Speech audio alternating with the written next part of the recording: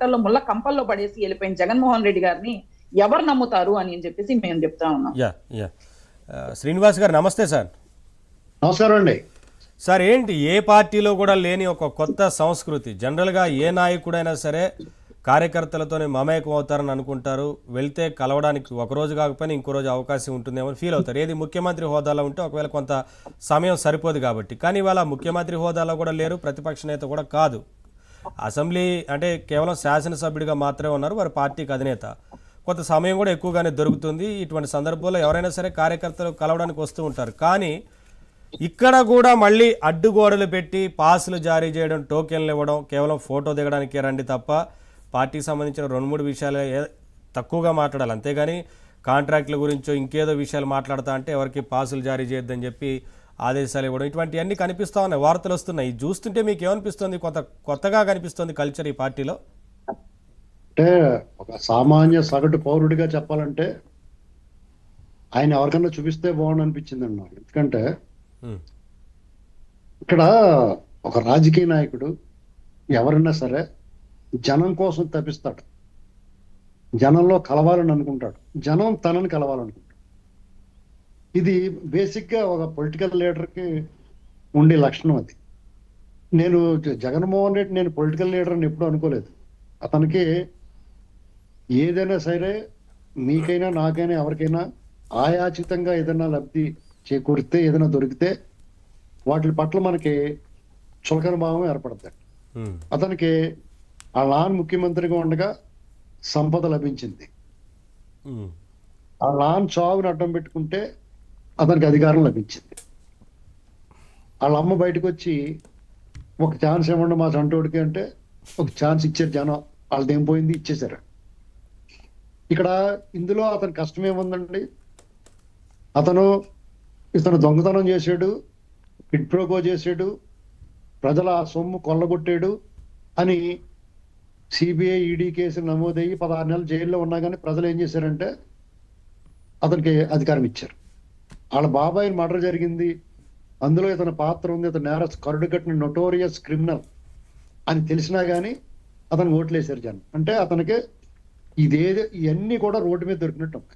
మీకైనా నాకైనా రోడ్డు మీద దొరికితే వాటి పట్ల మనకు విలువ ఉండదు, మొక్కు ఉండదు, వాటిని జాగ్రత్త చేసుకుందామన్న అభిప్రాయం ఉండదు. ఇదే జరుగుతుంది. అతను కేర్ ఫుట్ కింద ఉన్నాడు. ఏమవుతే ఏంటి, నాదేం పోయింది? అతని జీవిత సాఫల్యం, లైఫ్ టైం అచీవ్మెంట్, ముఖ్యమంత్రి అవ్వాలనుకున్నాడు. ఇప్పుడు క్రిమినల్లో ముఖ్యమంత్రి మామూలు కష్టపడితే జీవితకాలం ట్రై చేస్తే చాలా మంది ముఖ్యమంత్రి అవ్వలేరు, మంత్రులే అవ్వలేరు. అటువంటిది ఇతను ఏకంగా ముఖ్యమంత్రి అయిపోయాడు ఒక క్రిమినల్లో. ఇంకా అతనికి ఏం కావాలి? అందుకనే వీళ్ళకి ఇంకా ఈ జాడ్యం పోలేదు. ఇతను కలుసుకోవాలి, ఇతను చేతులు పట్టుకోవాలి, సీఎం అని అరవాలని. ఈ రోగం ఎవరికి ఉందంటే ఇలా కలుసుకునే వాళ్ళకి రోగం ఉన్నట్లే. నేను వాళ్ళని ఏం అవమానపరచట్లా, నేను వాళ్ళని మీరు జాగ్రత్తగా ఆలోచించుకోండి. అదే ఇంతకుముందు నాగార్జున గారు ఒక మాట అన్నారు, ఇంకా నయం పాసులు జారీ చేయడం కాదు, దానికి డబ్బులు పెట్టలేదు కలవాలంటే కూడా. అది ఏముందండి, వీళ్ళు ఇంకేలాగే శాస్త్రాలు చేస్తుంటే ఇది వరకు నా మీటింగ్ పిలవడానికి మీకు డబ్బులు ఇచ్చాను, ఇప్పుడు నన్ను కలవాలంటే డబ్బులు కట్టండి అంటాడు. ఏముంది అందులో?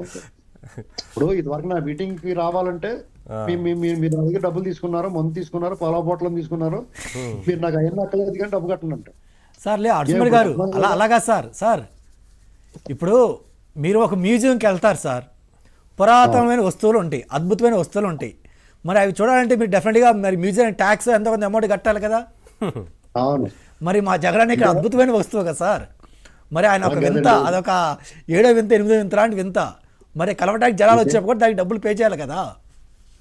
మీకు ఇక్కడ ఎలాంటి పరిస్థితి వచ్చిందంటే ఎంత అవివేకంగా మాట్లాడుతున్నాడంటే ఆయన జగన్మోహన్ రెడ్డి, ఆయన ఆ సజ్జల రామకృష్ణారెడ్డి అంటాడు చంద్రబాబు నాయుడు గారు దమ్ముంటే ప్రతిపక్ష హోదా ఇవ్వాలంటే. ఏంటి అసలు అది?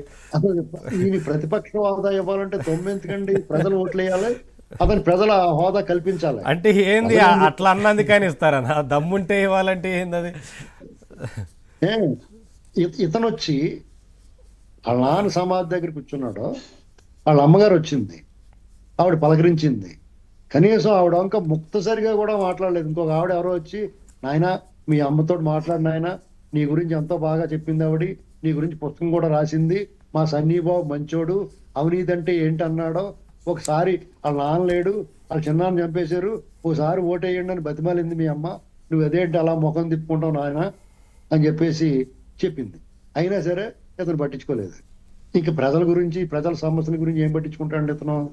ఇంకొకటి, అతను బయటకు వచ్చి రైతు ఉద్ధరణ, ధరల స్థిరీకరణ గురించి గట్రా మాట్లాడుతున్నాడు ఇతను. ఉల్లిపాయలు ఆరబోస్తున్నారు, హెరిటేజ్ లో ఎంత దీని ధర అని అడుగుతున్నాడు. అస్సలు ఏమాత్రం కామన్ సెన్స్ లేకుండా 10 సంవత్సరాలు అయిందండి. హెరిటేజ్ ఇలాంటి స్టోర్స్ అన్నిటిని వదులుకుని 10 సంవత్సరాలు అయింది.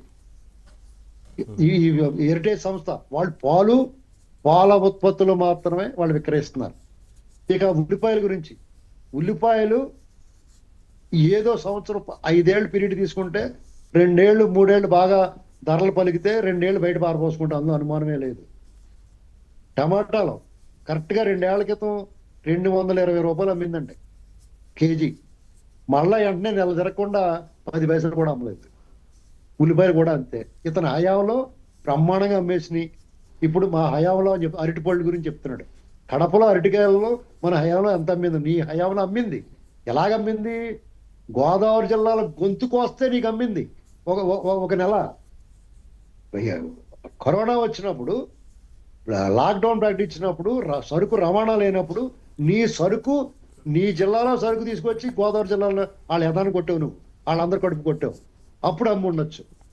అసలు ఇతను ఇటువంటి సబ్జెక్టులు మాట్లాడకుండా ఉంటే చాలా మంచిది. అతను జనం అందరూ అతను చూడటానికి ఇష్టపడలేదు. అతను నీ ముఖం చూడటానికి మాకు ఇష్టం లేదు, నీ ఉనికే మాకు నచ్చట్లేదు అని చెప్పి అతను తరిమి కొట్టేశారు. అతను ఏమాత్రం జ్ఞానం ఉన్నా ఇంట్లో పడుకుని బయటకు రాకుండా ఉంటే ఏమైపోయాడు అతను అని చెప్పేసి మీరు నేను కూడా అతను అసగనుకుంటానికి మనం ఆలోచిస్తాం. ఇవాళ రోజుకు ఒక విన్యాసం చేస్తా, సంవత్సరం క్రితం చచ్చిపోయినాడు ఇంటికి వెళ్ళి ఆ విగ్రహం పెట్టి ముగ్గురు చంపేసి వచ్చాడు. ఇతను నోటోరియస్ క్రిమినల్స్ ఎవరైతే ఉన్నారో వాళ్ళందరి దగ్గరికి ganja batch, blade batch, rowdy sheeters వాళ్ళు పరామర్శకి వెళ్తాడు. ఈ నానాటికి దిగజారిపోతున్న ప్రతిష్టను ఇంకా దిగజారిపోయి పాతాళం తీసుకెళ్లి పెట్టి ఆ కార్యకర్తలను వీళ్ళందరినీ అవమానం చేస్తున్నాడు పక్క నుంచి. చాలా మంది వెళ్ళిపోయారు ఎలక్షన్ ముందు, ఎలక్షన్ అప్పుడు వెళ్ళిపోయారు, ఎలక్షన్ ఫలితాలు వచ్చిన తర్వాత వెళ్ళిపోయారు. ఇవాళకే అసలు మిగతా వాళ్ళు గేట్లు తీయగాని బొత్స సత్యనారాయణ గారు కూడా ఉండడు. మీరు ఒకటి గమనించాలి, జగన్మోహన్ రెడ్డి తరఫున ఇక్కడ ఎవరు మాట్లాడుతున్నారో పేరు నాని మాట్లాడుతున్నాడు, దాక్కున్నాడు వెళ్ళిపోయి కేసు పెడితే. అంబటి రాంబాబు మాట్లాడుతున్నాడు, రోజా గారు మాట్లాడుతున్నారు. మిగతా వాళ్ళు ఎందుకు మాట్లాడలేదండి? వాళ్ళందరికీ తెలుసు జగన్మోహన్ రెడ్డి నమ్ముకుంటే కుక్క తోకను బట్టి గోదావరి ఎదిగినట్టే ఏ రాజకీయ నాయకుడైనా, ఏ పార్టీ అయినా ఉనికి కానీ వాళ్ళు జనం కానీ సమీకరణ ఎలా జరుగుద్ది అంటే, వీళ్ళ భవిష్యత్తులో ఇవాళ కాకపోతే 10 ఏళ్ల తర్వాత అయినా సరే అధికారంలోకి వస్తారని ఒక ఆశ ధ్యాస ఉంటే ఎవరన్నా వచ్చి నిలబడతారు. ఇది అడ్రస్ లేకుండా పోతే పార్టీ ఎప్పుడు విచ్ఛిన్నం అయిపోతే, ఇతను ఎప్పుడు జైల్లో పోతాడో, పార్టీలో ముఖ్యులందరూ పోతారు. విశేషం మీరు చెప్పిన కొన్ని విషయాలు ఆ పార్టీలోనే చర్చ జరుగుతుంది.